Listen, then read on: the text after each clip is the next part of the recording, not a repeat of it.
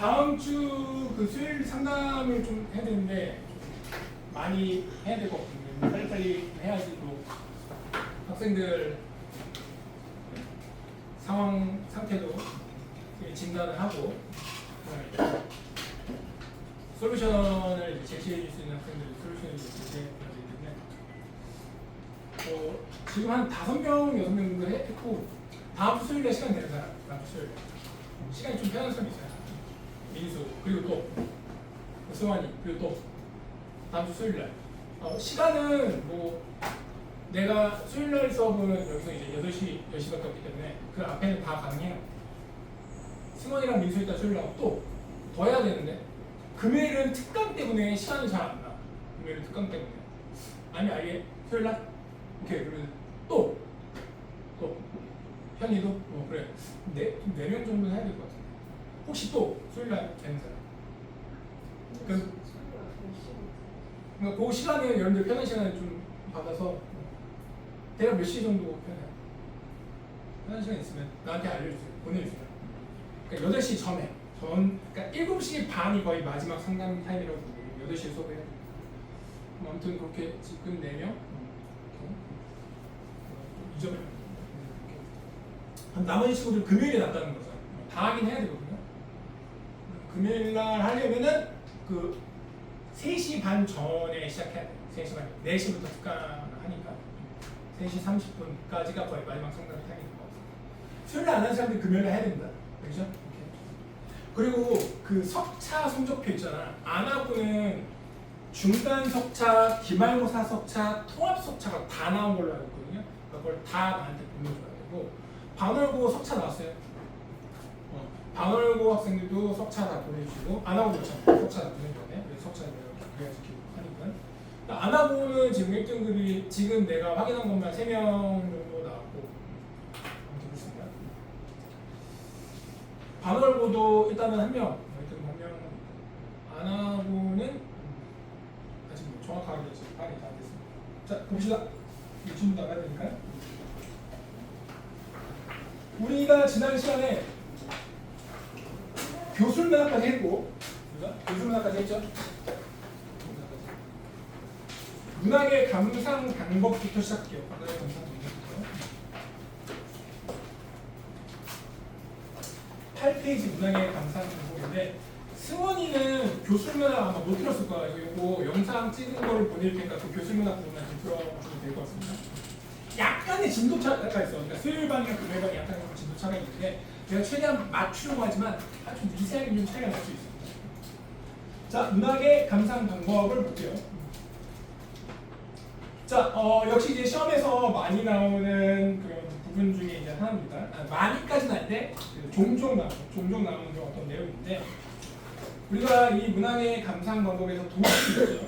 왼쪽에 이제 작가가 있고요. 그다음에 가운데 작품이 현실 또는 시대 상황이고요. 오른쪽에 이제 독자가 있죠. 그런데 이제 이 문학의 감상 방법이란 건 다른 말로 하면 이제 분석 방법이라고도 얘기 좀 해볼 수 있어요.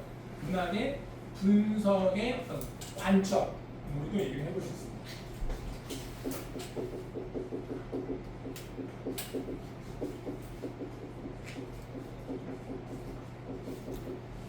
아니면은 분석의 관점, 분석 관점으로도 얘기를 좀 해볼 수 있어요. 자, 총 몇 개가 있냐면 총 4가지의 분석 관점이 존재합니다. 4가지의 분석 관점. 1번을 보면 절대론적 관점 또는 이제 구조론적 관점이라고 되어 있죠. 이게 이제 내재적 관점 중에 하나예요. 내재적 관점에는 절대론 혹은 구조론 이거 하나만 있어요. 하나만 있고 나머지 2번, 3번, 4번 있죠. 얘네들을 외재적 관점이라고 합니다.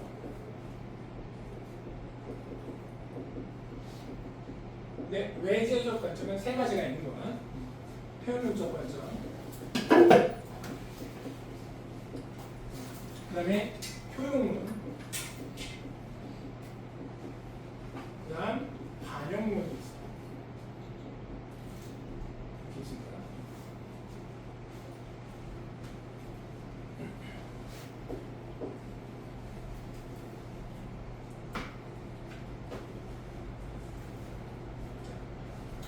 자, 내재라는 건 뭐냐면 작품 안에 있는 요소만 바라보고 분석하는 관점이라는 걸 의미해요. 여기서 내재라는 자체가 그러니까 작품이 기준이 되는 거고, 외재는 작품 바깥에 있는 요소, 작품 바깥에 있는 요소. 먼저 일단 그 절대론적 관점을 좀 먼저 보면, 작품을 현실로부터 독립된 세계를 보고 오직 작품의 내적 요소만을 이해하려는 관점이다. 이렇게 되죠. 이해하는 관점으로 인물, 표현, 작중 상황 등에 초점을 맞추어 작품을 만든다. 이렇게 되어 있네요. 자, 그러니까 작품 안에 있는 것만 고려해서 분석의 대상으로 삼고 감상의 대상으로 삼는 이론, 완전. 예를 들면 여기 뭐 인물 표현 작중 상황이 되는데 시를 우리가 분석해. 시를 분석하는데 절대론적 관점으로 시를 분석하면 뭐 윤동주의 이제 서시가 있어. 우리가 윤동주의 서시 한번 적용을 해본 건데, 윤동주의 서시라는 작품에서 이 작품의 운율은 뭐다? 이 작품에서 하늘의 상징적 의미는 뭐다? 이 작품에서 어떠한 표현법이 쓰였다? 비유적 표현 어떤 게 쓰였다? 예를 들면 이런 식으로 작품 안에 있는 문학적 요소만 분석하는 걸 말하는 거야. 그렇죠? 그래서 여기 이제 핵심 키워드가 뭐가 돼야 되냐면, 핵심 키워드는 자, 작품이 됩니다. 작품. 자, 오직 작품 내부에만 초점을 둔다. 그래서 거기 빈칸 괄호에다가 작품이라는 단어를 써주면 돼요. 작품이라는 단어를 써주십시오. 오직 작품 내부에만 초점을 두고 작품을 분석하고 감상하는 과정이다.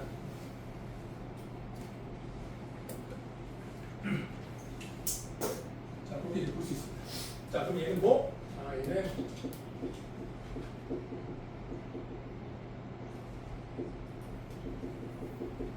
작품 내부 이렇게 되는 거죠.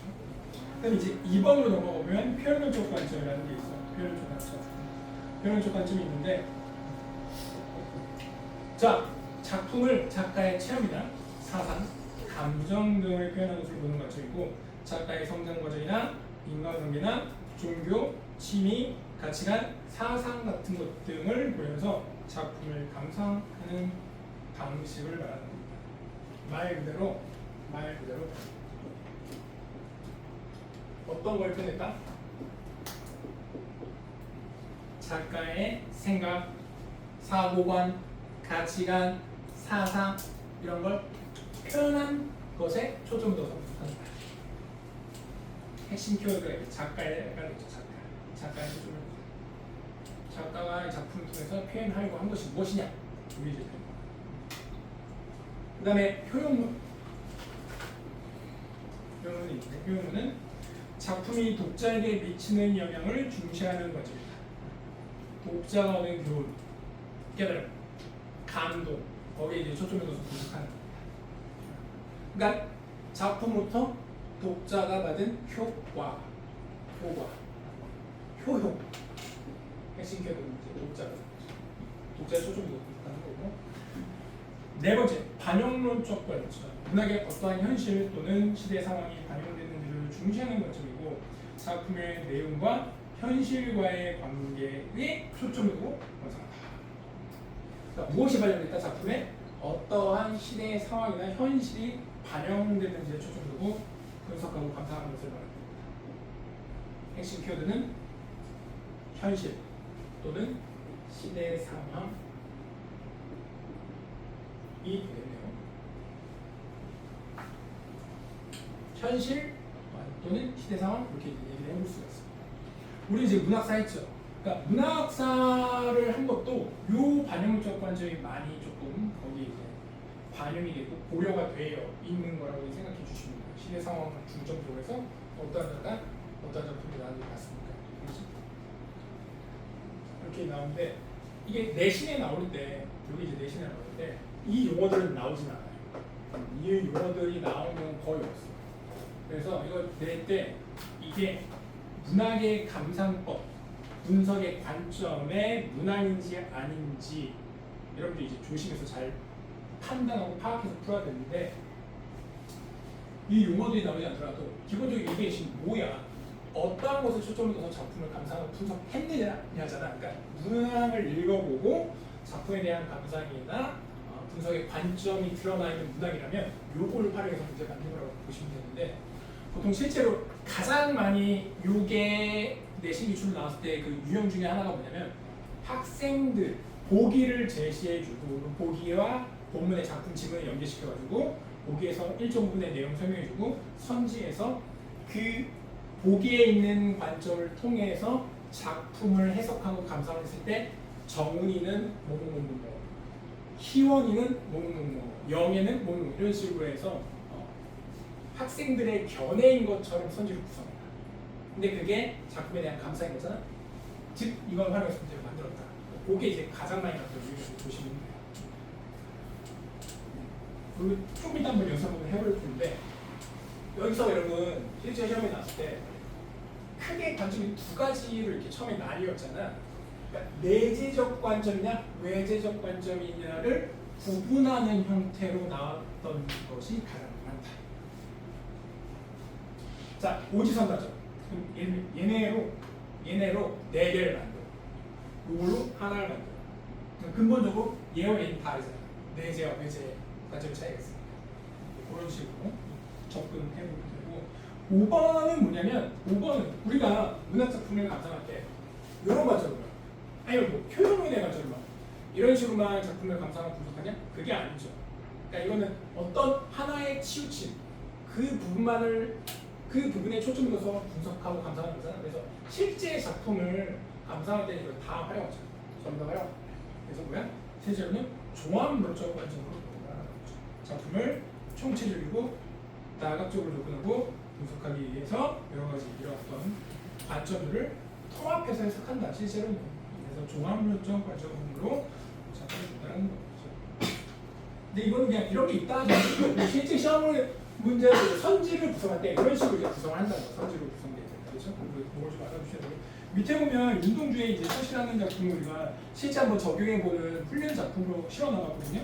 그래서 밑에 4가지가 있죠. 여기 각각 어떤 관점에 해당하는지를 써보면 돼요. 지금 한번 써보세요.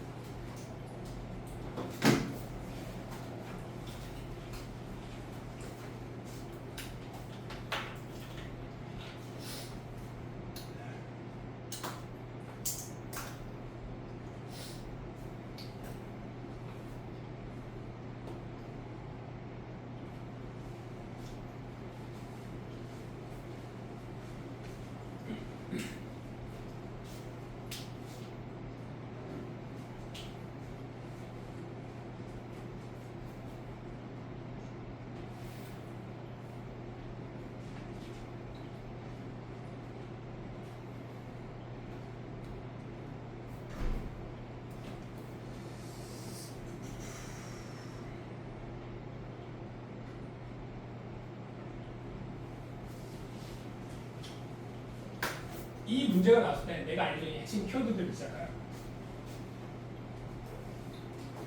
이게 그 문제를 해결하는 핵심 키워드들이야. 그렇죠? 자, 한번 봅시다. 뭐 다 못 풀었어도 괜찮아요. 같이 또 보면서 함께 하면 되니까. 자, 첫 번째 볼까요? 자, 이 작품에는 식민지 상황에 처해는 당시 젊은 지신을 보여 그것을 극복하는 의지가 잘 나타나있다. 이거는 무슨 관점일까?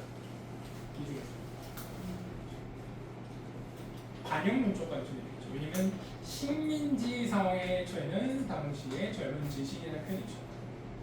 자, 두 번째, 시인 윤동주는 부끄러움이 앞에서 삶에 대한 의지를 표현하고자 했다. 위의 작품 통해서 이건 어디에 나왔다? 표현에 나왔죠. 작품에서 시상이 과거, 미래, 현재 있음으로 전개되고 결과가 말하면 대조적 시효를 사용한다. 이건 뭘까? 절대적 관점. 독자들은 이 시를 읽고 앞으로 험난한 세상을 살아가면서도 순수하고 부끄럽지 않을 삶을 살아가야 된다는 것을 깨닫게 되었다. 실제 내신에서의 묘 관련된 문항의 난이도는 이 정도 수준이거나 요보다 조금 더 이제 약간 어렵게 출제가 된다고 보시면 되고요. 그렇게 어렵지 않게 출제됩니다. 근데 요거는 약간 내가 핵심 키워드를 조금 더 눈에 띄게 이렇게 배치를 해놨죠. 근데 이런 조금 핵심 키워드들을 조금 더 풀어서 이렇게 한다든지 조금 숨긴다든지 이렇게 할 수도 있습니다. 자, 근데 그래도 뭐 어렵지 않죠? 충분히 쉽게 할 수 있는 영역이라고 생각되죠. 자, 넘어가 볼게요. 현대시 이론으로 들어가 보도록 하겠습니다. 자, 앞에 우리가 했던 이론들은 고전문학, 현대문학에 공통으로 이제 적용되는 이론들이고, 이 현대시 이론은 주로 이제 시에 적용해 볼 수 있는 이제 이론입니다. 앞에는 뭐 고전이건 현대건 소설이건 아니면 뭐 시건 상관없이 다 적용될 수 있고, 여기는 주로 이제 시의 어떤 형태를 갖고 있는 고전 시가에도 적용을 해볼 수 있는 것과 마찬가지고, 시 형태를 갖고 있는 거에 적용해 볼 수 있는 이론들인데 주로 이제 적용이 되는 이론들인데, 기본적으로 이제 시에 대한 정의를 우리가 한번 봐야겠죠. 확인해서 해봐야겠죠. 자, 시가 뭐다? 시는 인간의 사상, 감정, 정서를 우리가 함축적으로 사용해서 압축시켜서 형상화 문학을 하게 되어 있어요.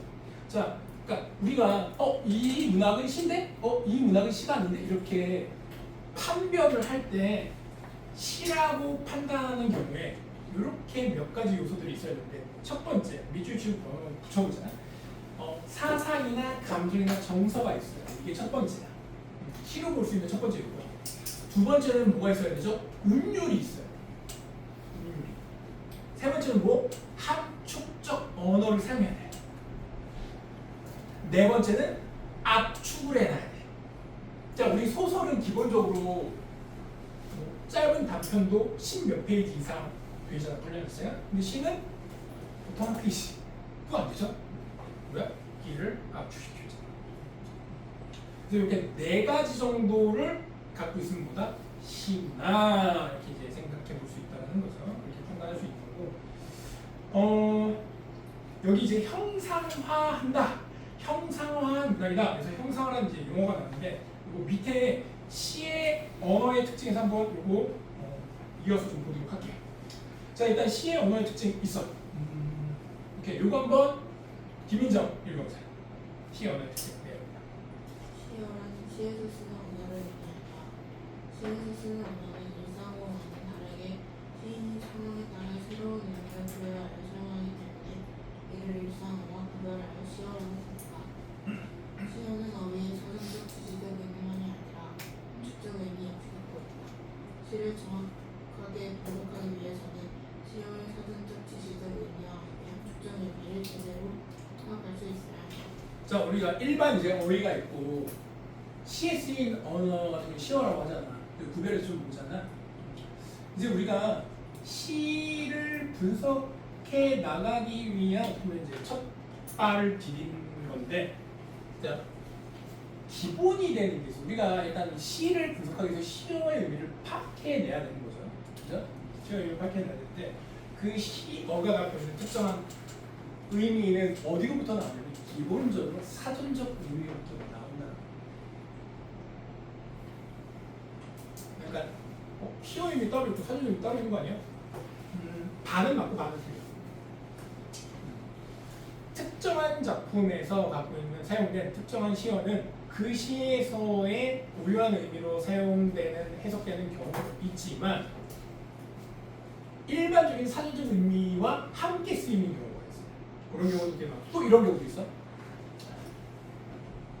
사전적 의미는 없고 그 작품에서 특정한 어떤 의미로 그 시어가 사용이 됐는데, 그 의미를 우리가 찾아내고 분석하기 위해서는 무엇을 알고 있어야 되냐면 사전적 의미를 알고 있어야지만 특정 의미를 도출해낼 수가 있어. 왜냐하면 시인이 그 시어의 특정한 의미를 담아서 표현할 때 어디로부터 그 시어의 특정 의미를 찾아서 적용하는 거냐면 사전적 의미의 그 특징들에서 그 시어의 의미를 도출해서 상상력을 발해서 도출해서 사전에 의미 없는 그 의미에서 그걸 도출해서 적용해서 쓴 경우도 있거든요. 그러니까 기본적으로 시어라는 의미 자체가 사전적인 그 특정한 어휘가 갖고 있는 사전적 의미에서 나와서 파생되어서 적용된 거라고 보시면 돼요. 그래서 우리가 문학에 대한 해석을 할 때, 특히 이제 시에 대한 해석을 할 때 어휘력 기본적으로 이 뒷받침이 돼야 된다. 자, 그래서 여기 보면 사전적 지시적 의미가 있고 함축적 의미가 있잖아. 이걸 우리 구분을 할인할게요. 오늘 할인하는데 일단 사전적 지시적 의미에다가 오케이 네모치고 1번 이렇게 써주고 함축적 의미에다가 동그라미 치고 2번 이렇게 써보자. 자, 그러니까 결론은 뭐냐면 둘 다 알고 있어야 된다. 사전적 의미와 함축적 의미를 둘 다 찾아내야 돼 작품에서. 그렇죠? 물론 이제 사전적 의미는 우리가 그냥 기본적으로 알고 있잖아. 그러니까 어떤 기본 베이스로 깔리는 거죠.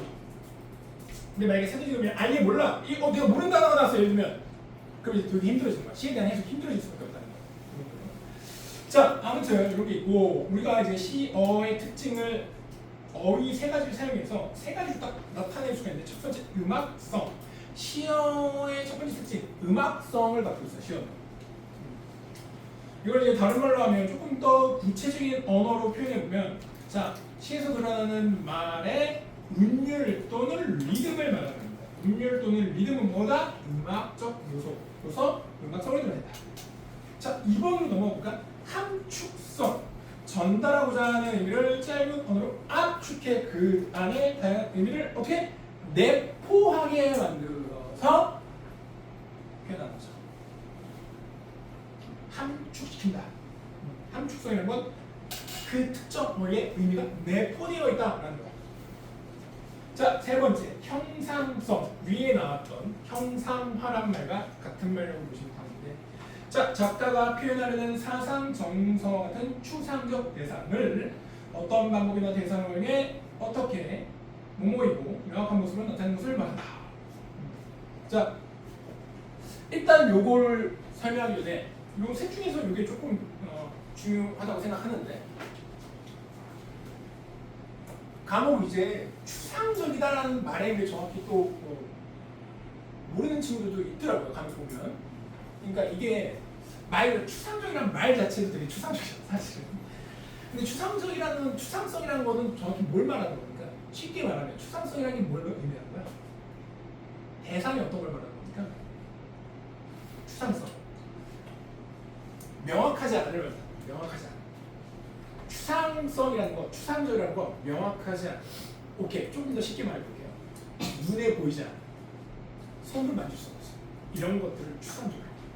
그럼 대표적으로 우리가 고통은 추상적이 아니야. 추상적이죠. 상처는 추상적이지 않는데 우리가 느끼는 고통은 눈에 안 보여. 그렇잖아.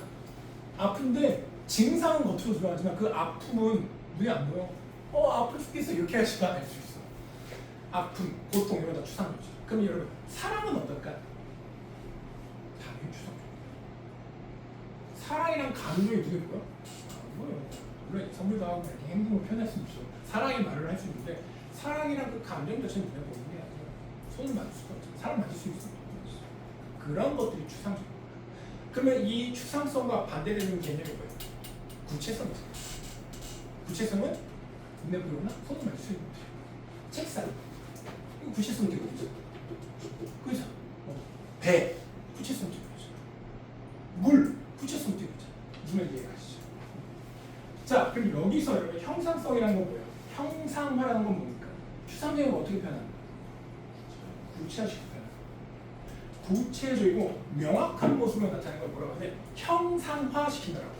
근데 우리가 중학교 때도 이 단어가 나왔을 거야. 그러니까 우리가 문학을 공부하면서 계속해서 이제 접하는 수많은 어휘들 중에 반복해서 나오는 어휘 중에 대표적인 어휘가 우리 이 형상화라는 어휘. 근데 이제 이번 기회에 정확히 형상화가 무엇인지 우리가 짚고 넘어가자. 라는 측면에서 자세히 준비를 했습니다.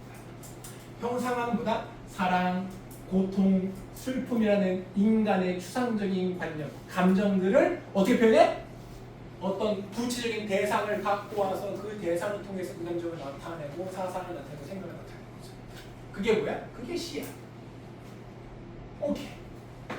뒤에서 좀 자세히 우리가 이런 거 적용해가면서 좀 분석 한번 해보고 살펴볼 거고 3번으로 넘어가 보면 시의 운율이 있죠. 자, 여기부터 시험이 나오는 거야. 구체적으로 나오는 것들이 그런 어떤 이론들, 내용들이 이제 시의 운율부터입니다. 자, 요거 또 한번 읽어보자. 수진이 한번 읽어볼까?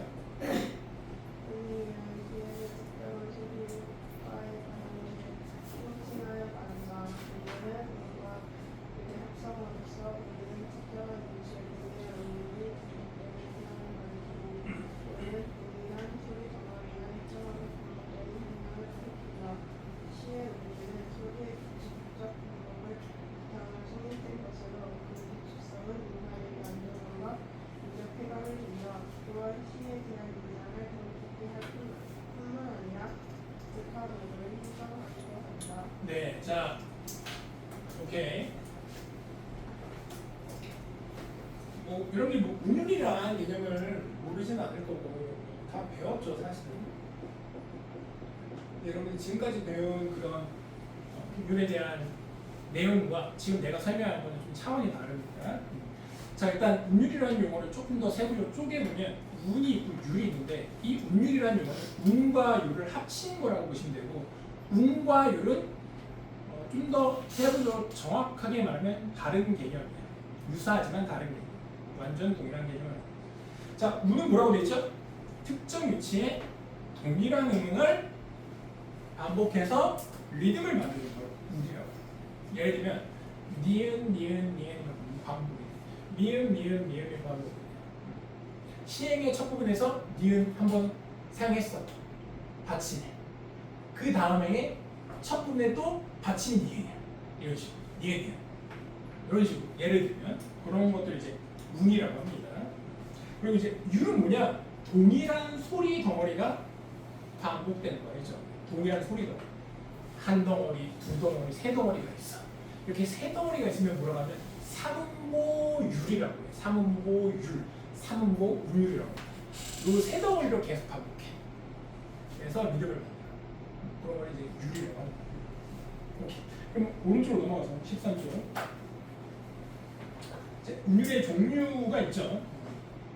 일단 우리가 여기서 1번에서 운율의 종류를 이제 두 가지로 나누는데 요거 기준이 뭐냐면 운율이 겉으로 드러나서 명확하게 이 작품, 이 시의 운율을 알 수 있으면 외형율이라고 하고 운율이 겉으로 명확하게 드러나지 않아서 의미, 그 운율을 좀 분석하거나 어떻게 운율이 구성될지를 우리가 구체적으로 이제 파악해야 되거나 그러면은 내재율이라고 합니다.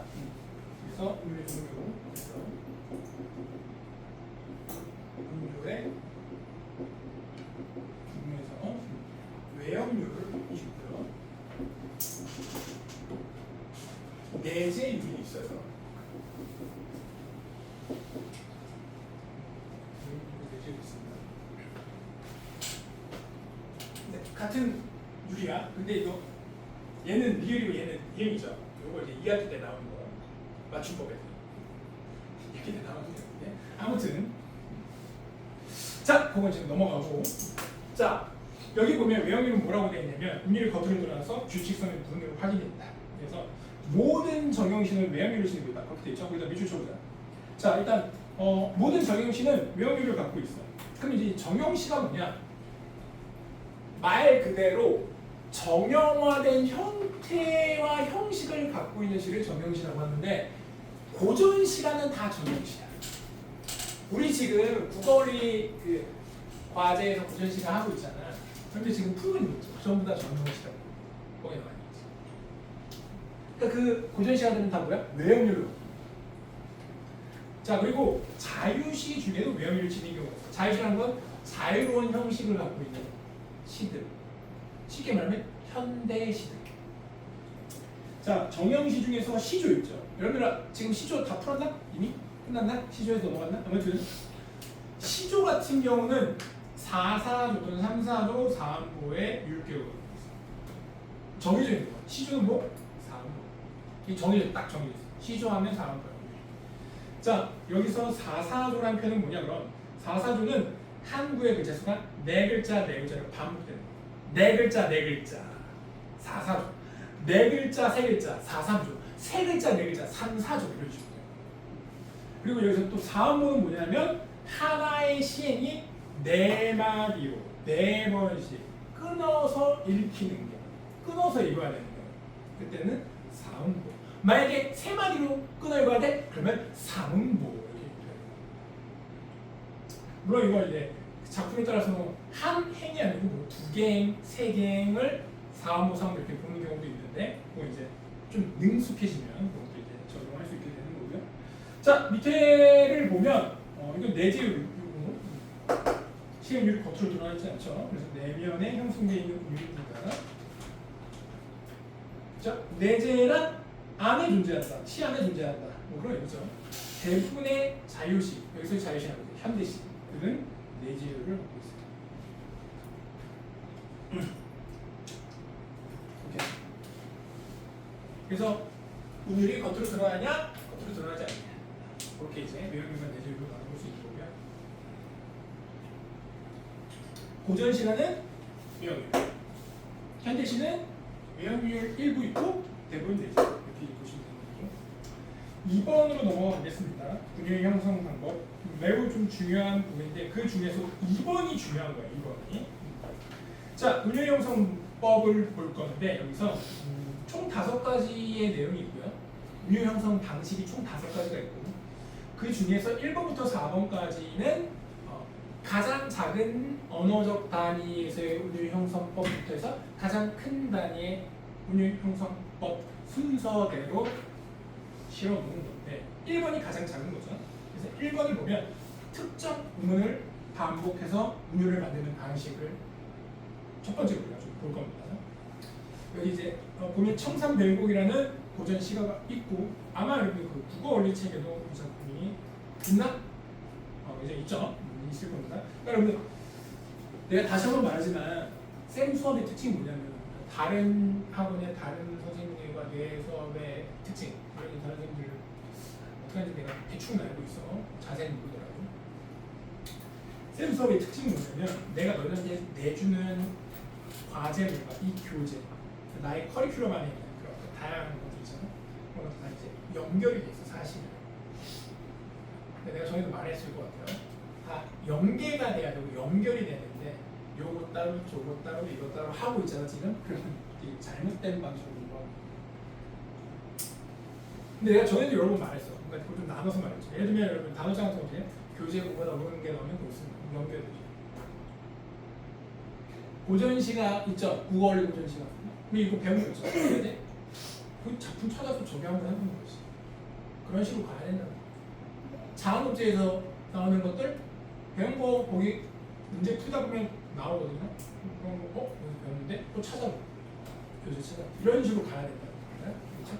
그래서 그렇게 해서 우리가 일주일에 2시간밖에 수업을 안 하지만 학습의 효과, 이 수업의 효과를 극대화시키는 방식으로 가야지 여러분들이 최소한의 시간 투자해서 최대 효과를 뽑아낼 수 있죠.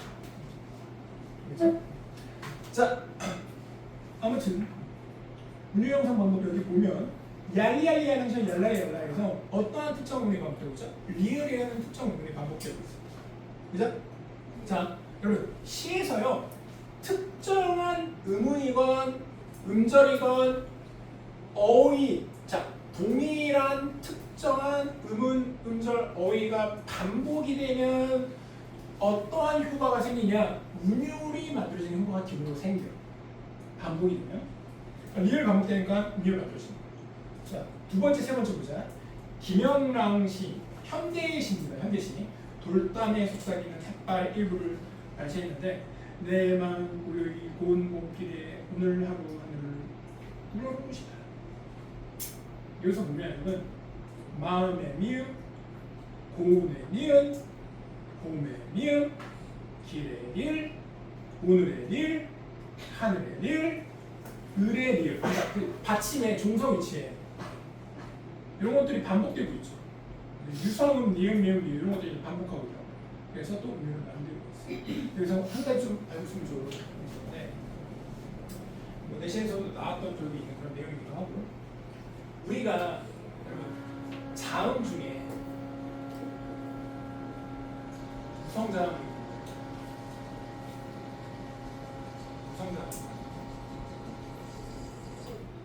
이거 문법 때 했던 거 기억나요 혹시? 무성자음, 유성자음이 있어요.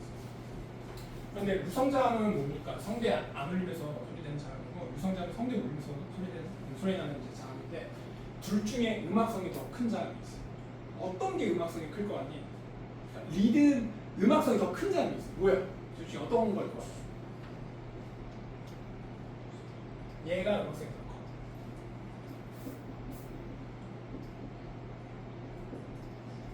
유성자음이 음악성이 더 큰 자음.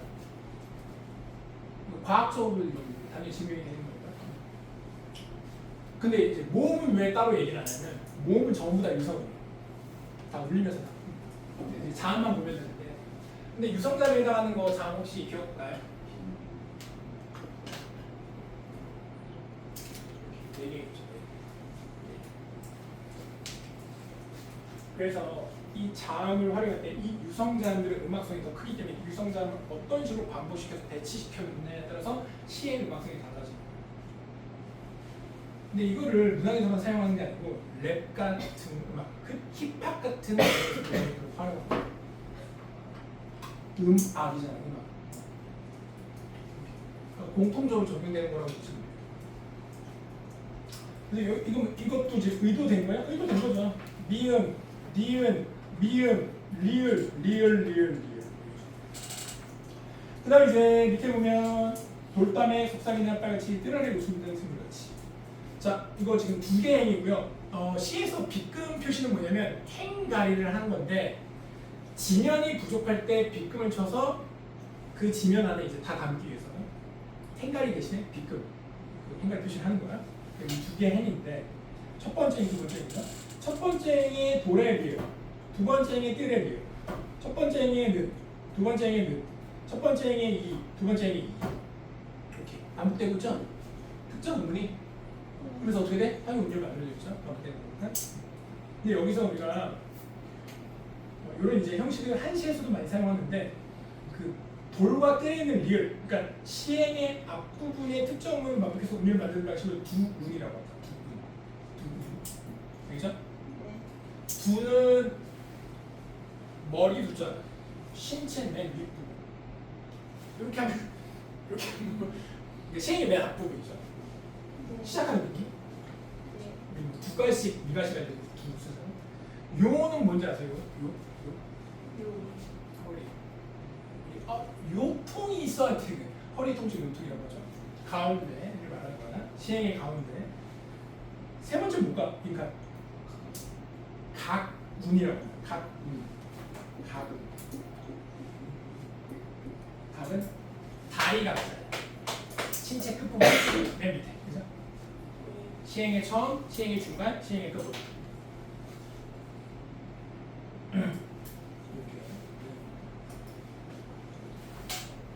자, 그럼 이제 2번으로 넘어가 볼까? 2번의 별표. 2번이 제일 중요한데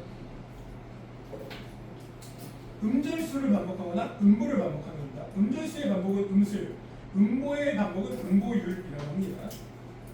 자, 현대시 한 작품과 도전시 한 작품이 있어요. 김소월이 진달래꽃, 김소련 시를 다 알고 계시죠? 총 3개의 행을 실어놨어요. 나보기가 역겨워 가실 때는 말없이 보여주는 이직의 이제 시조의 내용들이요. 자, 일단 김소월 진달래꽃 볼까? 그럼 이거를 우리가 특정 음절수의 반복해서 음률을 만드는 방식으로 좀 본다면, 즉 음수의 측면에서 본다면 나보기가 이거 몇 글자가 됩니까? 4글자죠. 4자 이렇게 되는 거야.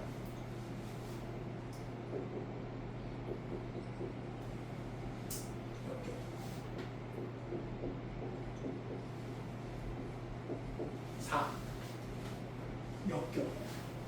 몇 글자? 3. 가실 때. 몇 글자?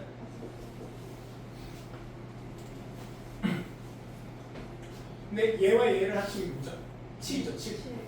그래서 7호죠. 네. 이렇게 이제 하기도 하고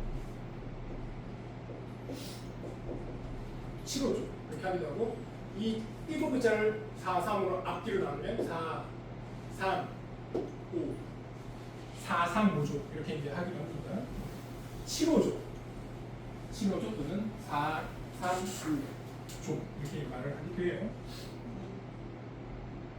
근데 이 글자 수를 이제 반복하는 거야. 그래서 마지막 세 번째 거 보면 말없이 고의분의 들여올다 이거 있죠. 말없이 몇 음들이죠? 3. 3. 그 다음에 고의분의 몇 음들이죠? 4. 들여올리다 4, 3, 5, 3, 4, 5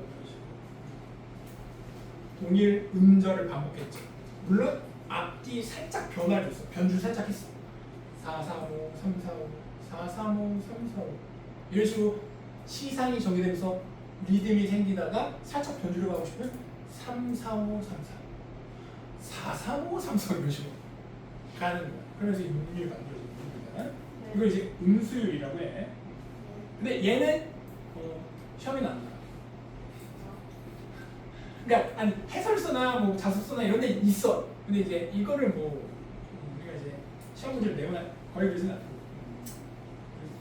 왜냐면 우리나라 고유의 고전 시가나 현대시들은 음수율 기반으로 한 리듬성을 만드는 방식을 사용하는 게 아니고 음보율을 사용하거든요. 오케이, 그래서 그게 중요한데 그럼 우리가 이거를 음보율의 관점으로 적용시켜서 한번 보면 이걸 이제 마디를 끊어야 돼. 소리의 덩어리를 끊어야 되는데 요거 몇 마디 나올 것 같니? 요거 몇 마디 나올 것 같아요? 좀 눈치가 빠르신 분들은 알 것 같은데 이게 세 마디가 나와. 나보기가 끊고 역겨워 끊고 가실 때 말없이 끊고 고이보내 끊고 들이오리다 세 마디로 끊어서 읽어야 됩니다. 그럼 몇 음보 운율이 되는 거야? 3음보 운율이 나오는 거야. 시를 낭독할 때 이 몇 음보 운율인지를 분석해서 끊어 문제에서 한번 해보면 이건 금방 돼요. 어려운 게 아니라. 근데 여기 이제 말이 끊을 때 어쨌든 하나의 의미다 아니라 하나의 말이라고 보시면 나보기가 하나의 의미다. 역겨워 하나의 의미다. 가실 때 하나의 의미다. 그러니까 의미다 아니라 세 개의 의미를 말해요. 그래서 음보에도 3음보를 주는 거죠. 오케이? 그러면 김소리 진단했건 몇 음보? 3음보 음율을 갖고 있는 시다. 말없이 고의분에 들이울다. 이거 어떻게 끊어야 돼? 말없이 끊고 고의분에 끊고 들이울다. 이렇게 끊어서 3음보가 되는 거죠. 오케이? 자, 근데 이게 끝이 아니야. 자, 여기서 우리가 중요하게 반드시 알고 있어야 되는 개념이 있어요. 그게 뭐냐면 요거 알려서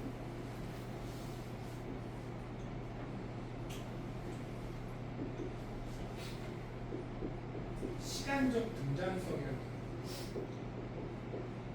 써놓으세요. 시간적 등장성. 시간적 등장성이라는 개념을 정확히 이걸 알고 있어야지 왜 이런 식으로 해서 운율이 만들어지는지를 정확히 이해해야 돼요.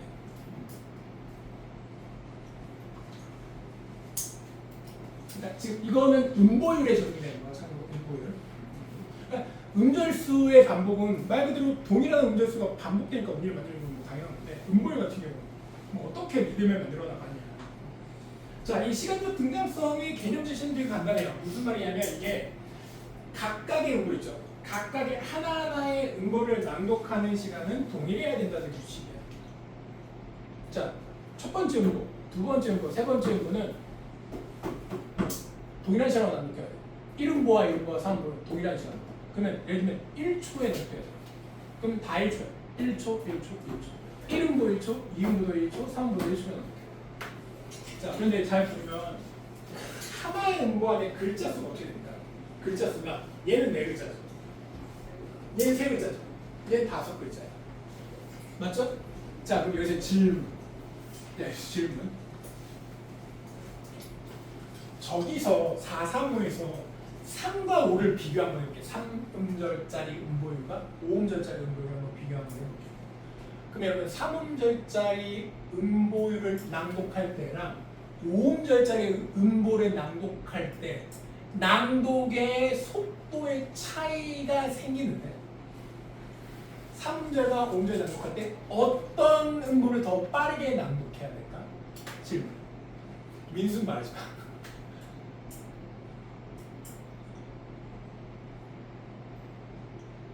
자, 내가 지목하는 게 좋을 것 같아. 승원. 3음절이 있고 5음절이 있어. 동일한 시간을 낭독해야 돼. 이거 어려운 거 아니잖아. 그러면 3음절짜리 음보를 빨리 낭독해야 돼? 5음절짜리 음보를 빨리 낭독해야 돼? 5음절 있어. 당연한 거 아니야. 음절수가 많을수록 빨리 낭독해야지. 1초 안에 낭독해야 될 거 아니야. 그죠?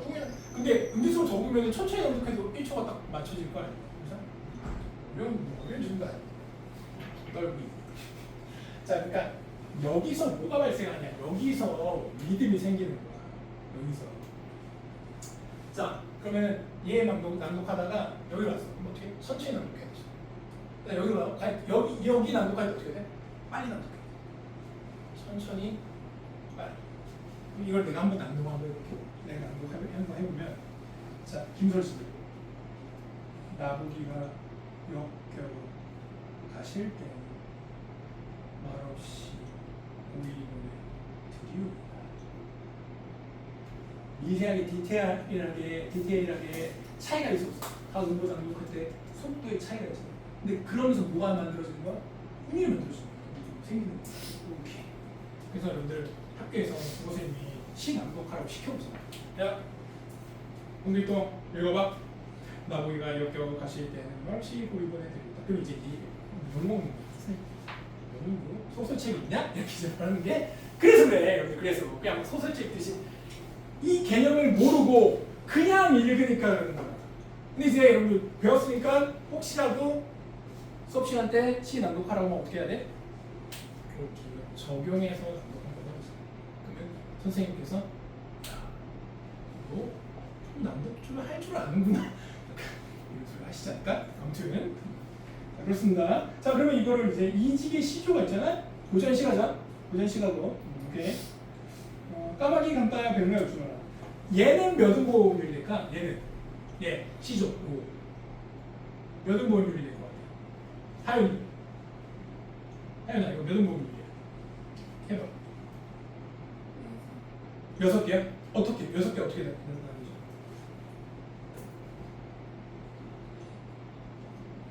6개 맞아? 6개 음보야? 6음보? 해봐.